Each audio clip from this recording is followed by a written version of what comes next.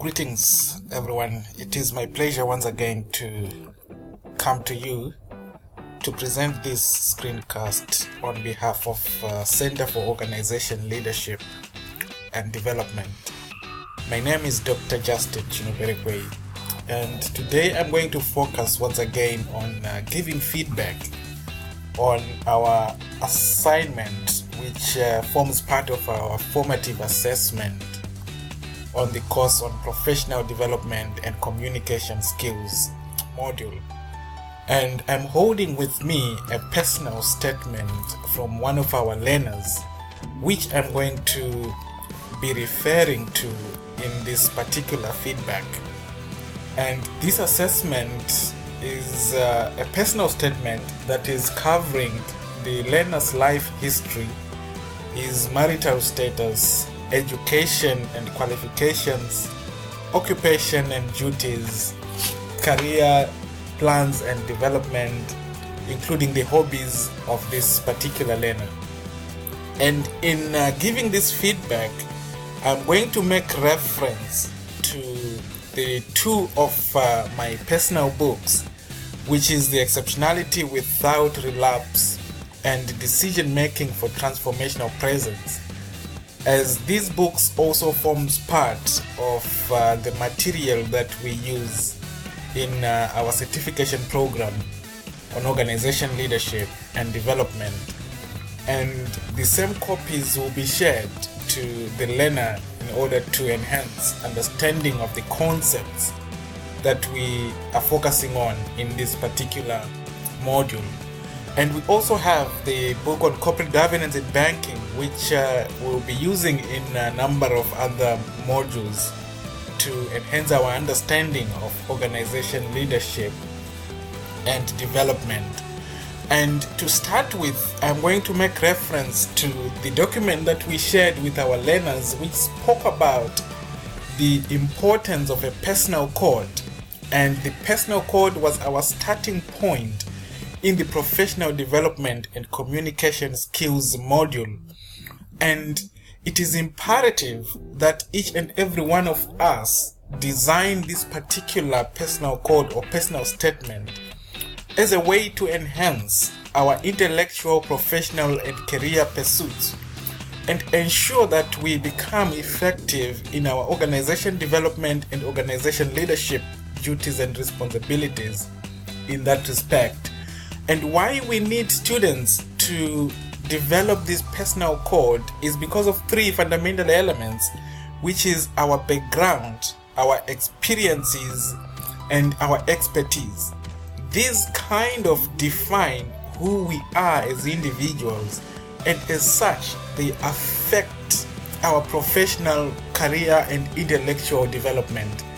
And the reason why we encourage students to start by developing this personal code is specifically to gain clarity for students to understand who they are, what exactly do they want in life, why they want what they want, and how to get what they want.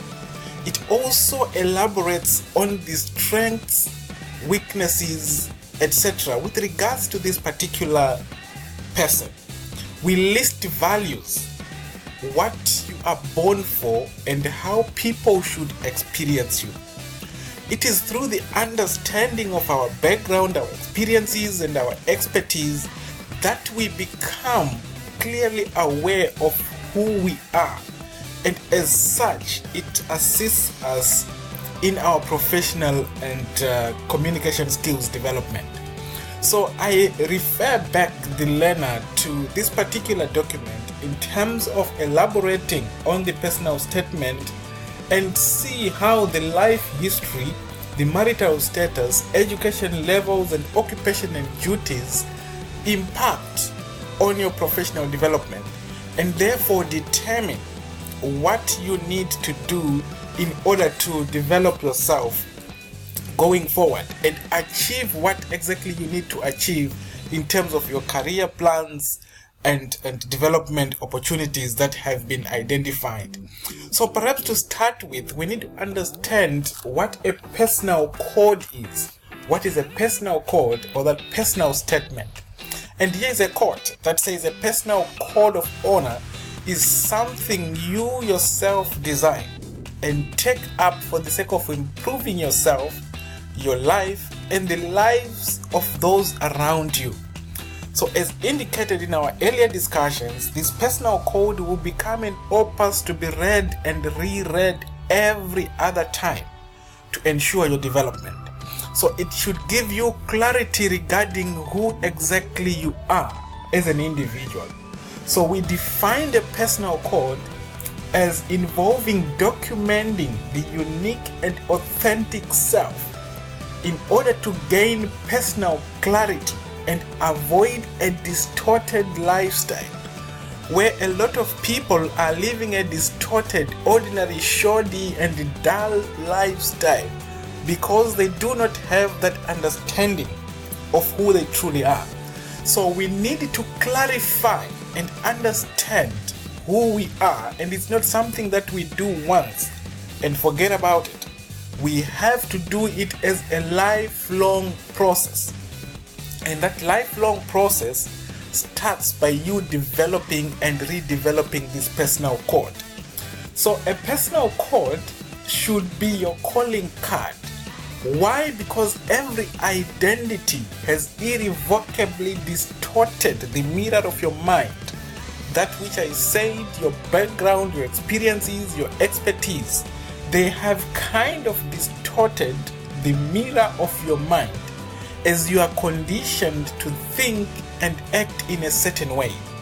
So unless you determine with clarity who you really are, then it is possible for you to easily develop yourself as an individual and ensure that you achieve your professional, intellectual, and career pursuits. So we need to document those strengths and weaknesses. We need to document our values and ensure that we live by those particular values. And I'm going to refer to these questions in the book Exceptionality Without Relapse that you should respond to as you start creating your personal code and revolutionize your life. Ask yourself the following questions. Who am I? What is my purpose in life? What matters most to my life? What matters least to my life? Who do I want to become? And what do I want to have? We also need to ask ourselves, why do I want to be, do, and have what I want? And what is the meaning of success in general terms and specifically to you as an individual? So your personal code or your personal statement should reflect who you truly are and the values that you need to abide with. And then we develop, as we move into professional development planning and communication skills audit and planning, we then develop countermeasures based on the force field analysis and also based on the SWOT analysis and the different assessment tools that we are using to guide ourselves in this particular module. I will also refer to the Decision Making for Transformational Presence book, where I identified the key areas that we need to deal with in professional development planning, in our professional, our career and intellectual pursuits. And these issues are dealt with as we work on this personal code. There's the issue of conditioning, where we can continue sustaining the old conditioning of the mind, and this limits the openness to new possibilities, and it robs the mind of the more equanimous state which breeds transformational presence. That composure, that calmness that the mind should have is mainly affected by the conditioning.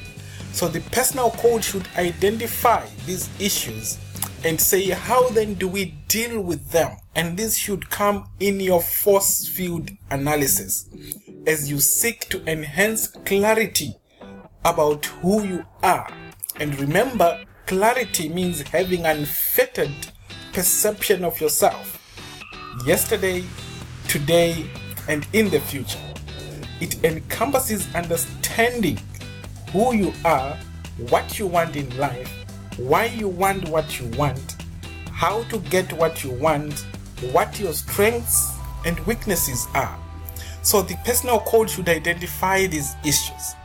We also have the issue of compulsion, and this involves any form of imposition from without. It could come from our social circles, it could come from our work life, or from anywhere else.